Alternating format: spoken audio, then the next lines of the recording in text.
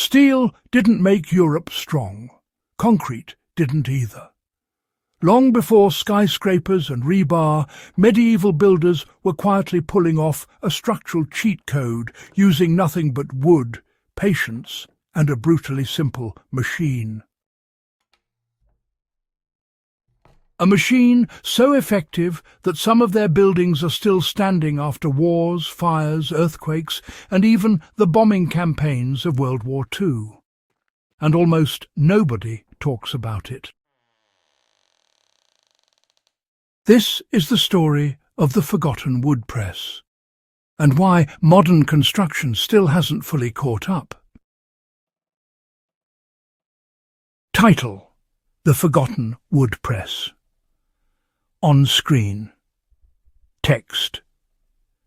Title appears over a relevant image. Why medieval buildings refuse to die. You know, medieval architecture often gets underestimated simply because it doesn't look aggressive. Timber frames, stone walls, pegs instead of bolts, these features might seem, well, a bit fragile. But looks, they can be deceiving.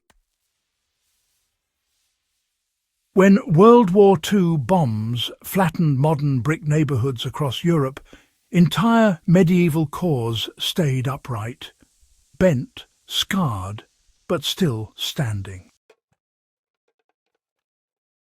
That wasn't luck. It was engineering discipline refined over centuries.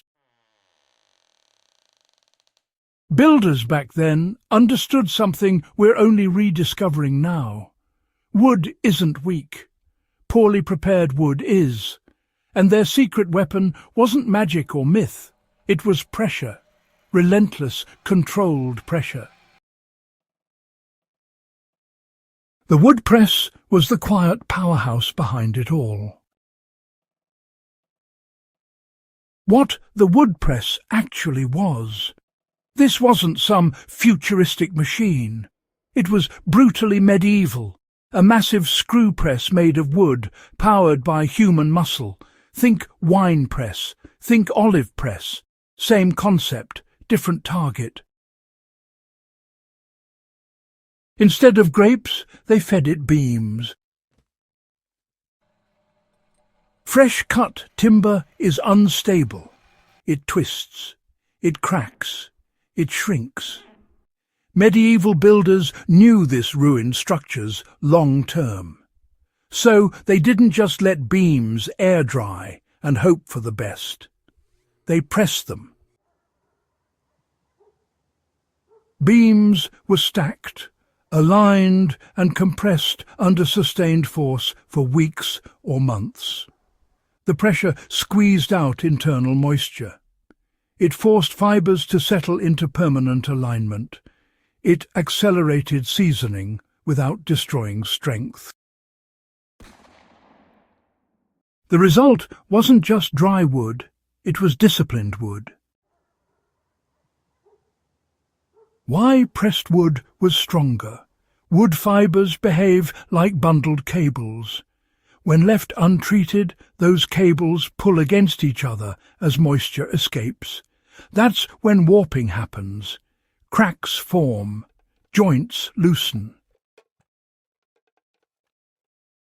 The press changed that. Under compression, fibres locked into place before installation. Once released, the beam retained internal tension, kind of like a preloaded spring. That tension made it resist bending, splitting, and shear stress. Modern engineers call this pre-stressing, but medieval builders just called it good work. This is why, even today, medieval beams often outperform modern lumber of the same size. They weren't rushed, they were trained. How joints became stronger than nails. Pressed wood alone wasn't the whole trick. It worked hand in hand with joinery that bordered on genius.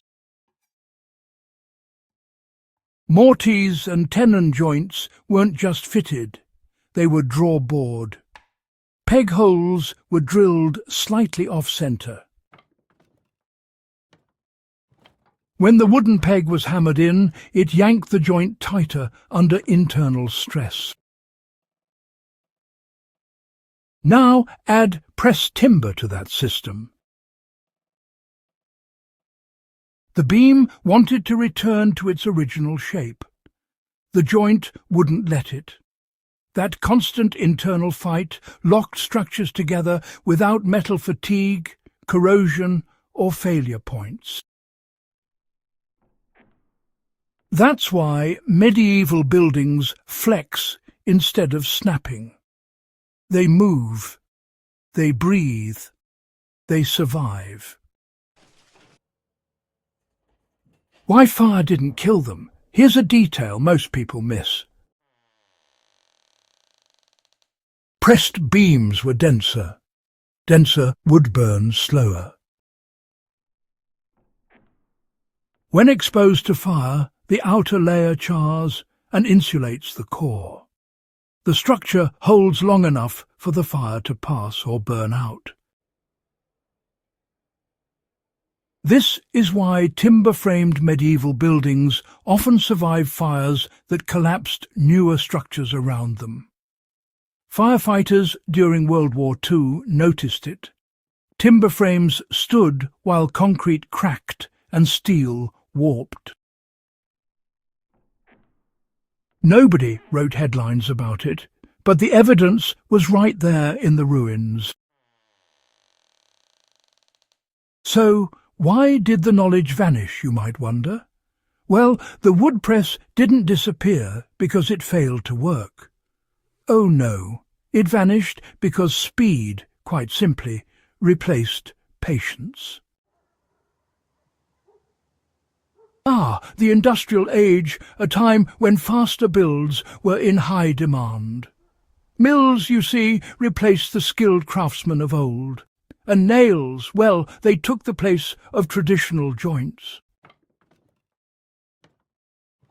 Kiln drying, you know, replaced the slow and careful process of compression. And in this shift, wood stopped being treated as a living material that required discipline. By the time World War II arrived, most builders had, well, forgotten why older buildings behaved differently under stress. They just called them lucky. They weren't lucky. They were built correctly. What modern builders are relearning is, honestly, quite fascinating. Today, engineers are rediscovering compressed wood techniques under new names.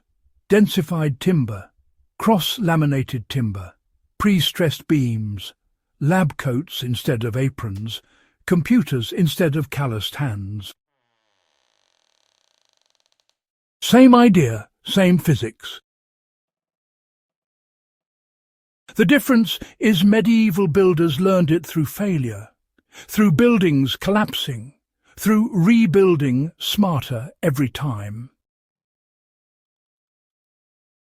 They didn't need steel to build strong. They needed time and pressure. Why this matters now? We live in an age obsessed with new materials, stronger alloys, smarter composites. But you know, resilience isn't always about innovation. Sometimes it's about memory. The forgotten wood press reminds us that durability comes from respecting material behavior, not overpowering it. Medieval buildings weren't unbreakable because they were overbuilt. They were unbreakable because they were understood. That's a lesson that survived centuries. Wars, fires, bombs. Even World War II couldn't erase it. We just stopped listening.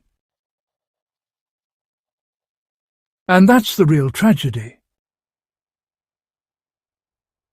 If this story changed the way you look at old buildings, just imagine what else history is hiding in plain sight.